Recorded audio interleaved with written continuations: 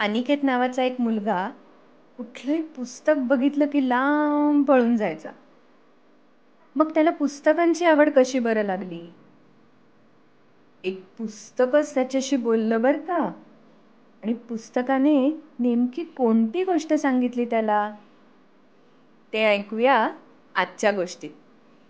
गोष्टीचं नाव आहे बोलणारं पुस्तक.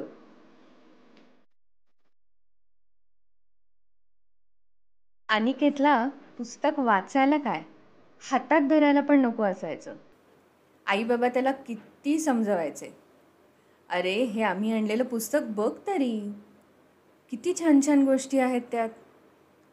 पण अनिकेत नाही असं ओरडत पळून जात असे. त्याच्या आईबाबांना कळतच नव्हतं की अनिकेतला पुस्तकाची आवड कशी लावायची. हा तर पुस्तकाच्या जवळ पण येत नाही. एके दिवशी बाबा त्याला विचारतो, अनिकेत आज मॅच खेळायला जाऊया. अनिकेत खुश होऊन हो म्हणतो. ते मैदानात जाऊन क्रिकेट खेळून परत येताना त्याला बाबा विचारतो, अरे अनिकेत घरी जाताना वाटेत माझ्या पुस्तकांचं ग्रंथालय लागतं, तर जरा आज जाऊन एक पुस्तक घरी घेऊन जाऊया का. ग्रंथालय म्हणजेच लायब्ररी बरं का. अनिकेत तयार होतो. लायब्ररीमध्ये जाऊन बाबा पुस्तकं बघायला लागतो. अनिकेत फिरत फिरत एका लहान मुलांच्या पुस्तकाच्या कपाटाकडे पोचतो. सहजच त्यातलं एक पुस्तक उचलतो आणि त्यावर साठलेली धूळ झटकतो. तेवढ्यात त्याला शिंकल्याचा आवाज येतो. आच्छू. अरे आवाज कुठून आला. बघतो तर काय, त्याच्या हातातलं पुस्तक शिंकलेलं असतं आणि डोळे मिचकावत ते अनिकेतकडे पाहत असतं. बाप रे बाप, हे काय नवीन. घाबरून अनिकेत ते पुस्तक खाली टाकतो. पुस्तक खाली पडताच आई आई ग म्हणून ओरडतं. त्याला लागलं की काय म्हणून अनिकेत ते उचलून घेतो आणि पुस्तकाची माफी मागतो. सॉरी. पण तू शिंकलास कसा, तुला बोलताही येतं का. अनिकेत त्या पुस्तकाला अगदी कुतूहलाने विचारतो. हो बोलता येतं आणि गोष्टी पण सांगता येतात. ऐकणार असशील तर सांगतो. गोष्ट ऐकायला मिळेल म्हणून अनिकेत खुश होतो आणि चटकन हो म्हणून टाकतो. पुस्तक त्याला म्हणतं, बरं मग ऐक. गोष्ट आहे अल्लादीनच्या चतुराईची.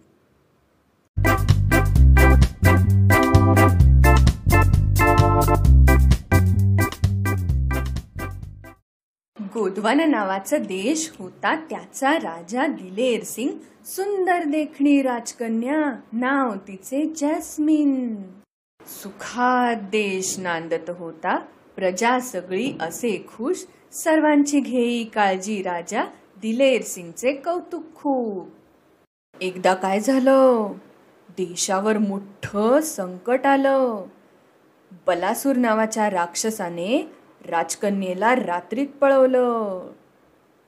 घेऊन गेला समुद्रामधल्या छोट्याशा बेटावरती. एकाच अटीवर सोडेन म्हणाला, राज्य जर दिलंस माझ्या हाती. आणि बलासुराने सांगितले, राजकन्येला सोडवायला बेटावर राजा एकटाच आला पाहिजे. प्रजा पडली चिंतेत सारी, आला कठीण प्रसंग भारी. हताश राजा दरबारात म्हणाला, सुचवा उपाय सोडवण्याचा राजकन्येला. कोणीच समोर येईना, राजालाही उपाय सुचेना. शेवटी अलादीन नावाचा एक युवक उठून म्हणाला, मी वेश बदलून जाईन बेटावर, आणेन सुखरूप राजकन्येला. सगळ्यांच्या नजरा लहानग्या अल्लादीनकडे वळल्या. मग हो नाही करता करता शेवटी अल्लादीनला पाठवण्यासाठी राजा आणि सारे तयार होतात. लगेचच अल्लादीन तयारीला लागतो. राजासारखीच चेहऱ्याला लावतो पांढरी लांबट दाढी, घालतो राजाचेच कपडे अन मोत्यांचं मुकुट भारी. अलादीन पिशवीत घालून हळूच घेतो एक रंगीत दिवा, त्या दिव्याचं गुपित नसतं ठाऊक कुणाला.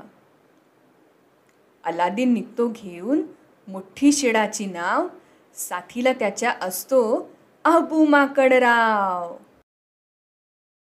बेट दूरवर दिसताच काढतो पिशवीतून दिवा, 3 वेळा घासून म्हणतो, जिनी तू समोर हवा. बघता बघता दिव्यातून बाहेर पडतो एक हिरवा निळा जिनी. जिनी म्हणजे ज्याच्याकडे जादू असते तो बरं का. अलादीन मागेल त्या गोष्टी जिनी त्याच्या जादूने तयार करू शकत असतो, पण फक्त मारामारी करायची परवानगी जिनीला नसते. अल्लादीनला असतं ठाऊक बलासूरकडे आहे खूपच शक्ती. हरवायचं असेल त्याला तर काम करेल फक्त युक्ती. तो जिनी आणि अबू माकडाला जवळ बोलावतो आणि राजकन्येला सोडवण्याचा प्लॅन सांगतो. त्याप्रमाणे जिनी आपल्या जादूने बेटाच्या आजूबाजूला ढग जमवतो आणि खूप पाऊस पाडतो. पावसामुळे बलासूरला ठीकशी दिसत नाही नाव, पण शिडाची बोट बेटावर पोचताच त्याच्या लक्षात येतो डाव.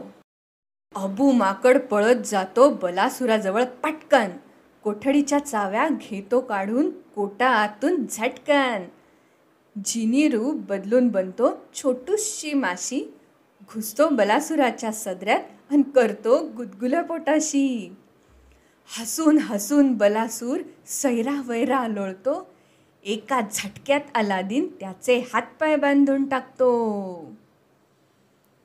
अशी शक्कल लढवून अलादीन राजकुमारीला सोडवतो. परत आल्यावर राजाकडून मोठं बक्षीस मिळवतो.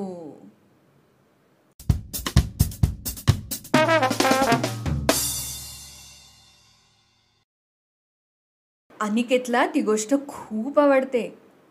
खुश होऊन तो पुस्तकालाच मिठी मारतो. थँक्यू असं म्हणतो. पुस्तक त्याला म्हणतं, तुला जेव्हा गोष्ट ऐकायची असेल तेव्हा नक्की ये, खूप आहेत माझ्याकडे. त्या दिवसापासून अनिकेत ग्रंथालयात म्हणजेच लायब्ररीमध्ये अगदी नियमित जातो, पुस्तकाकडून गोष्टी ऐकायला आणि काही स्वतः वाचायला. काय मित्रांनो, तुम्ही कुठली गोष्ट वाचायला सुरुवात करताय? आम्हाला नक्की कळवा.